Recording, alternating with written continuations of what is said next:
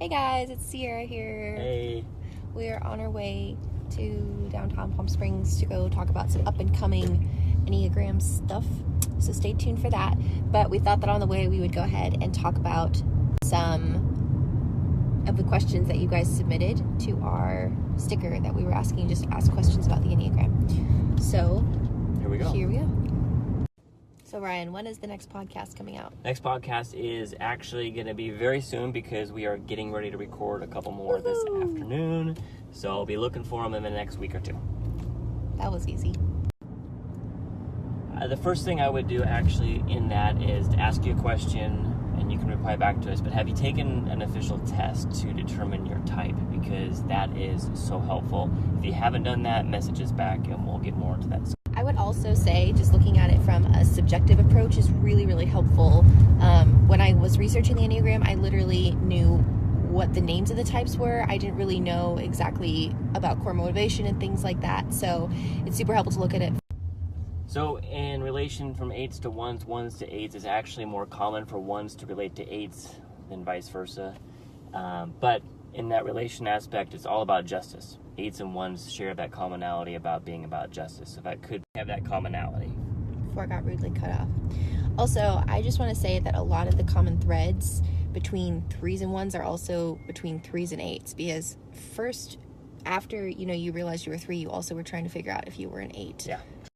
Okay, so I'm going to answer this one first because this guy is as 3 as it gets. And everybody thinks the female or the 4 is the most dramatic person. No, this guy is like, I'm good. You should tell me good job. So here's my chance to rebuttal, but there is no rebuttal because as a 3-wing 4, I get a double dip of that. The best of both worlds. You know what? Mm-hmm. 3s, we're passionate. That's why we're dramatic. Wow, good job. So usually there's one wing that's more predominant than another wing.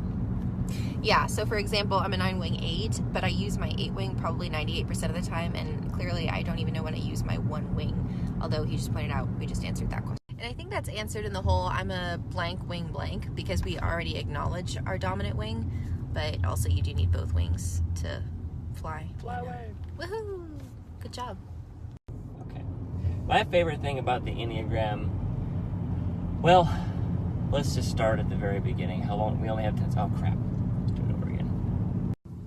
My favorite thing about the Enneagram is how in-depth it goes. I mean, it goes down as far as you want to go. Like, as much as you want to learn, it's available. I think is endless, and that really just intrigues me a lot. I'm a 9. I don't have to have a favorite thing. Hey guys, we were just at Cartel in Palm Springs. Amazing. Austin, the chai was phenomenal. I'm still drinking it. And guys, if you are in the Palm Springs / LA area, get thee to a Cartel lab. Seriously. Immediately. So this is a really, really good question, and there's a lot probably in your childhood wounds that develop your personality, as the Enneagram talks about. Yeah. But I think as you get older, you begin to adapt to different situations. So going back to the whole thing with the childhood wounds, that speaks to our core and key motivations there. And I think not necessarily that our personality changes, but it begins to develop and enhance as we get older. And so as a 3, I'm going to become a healthier version of myself, hopefully, as I get older and start to improve in things, which naturally tends to me becoming more not like a 6, but my 6 coming out a little bit more, because that's my growth and security. So you could say at 20 years old, you could really see some unhealthy 3. And then as I get older, maybe in my 40s, 50s, as I've worked on myself, you're going to see a lot more of my 6 come out. So you're going to be like, oh, did he change to a 6? Well, no, that's my security. That's my growth coming out right there. And then the whole adapting things here, you were talking about that.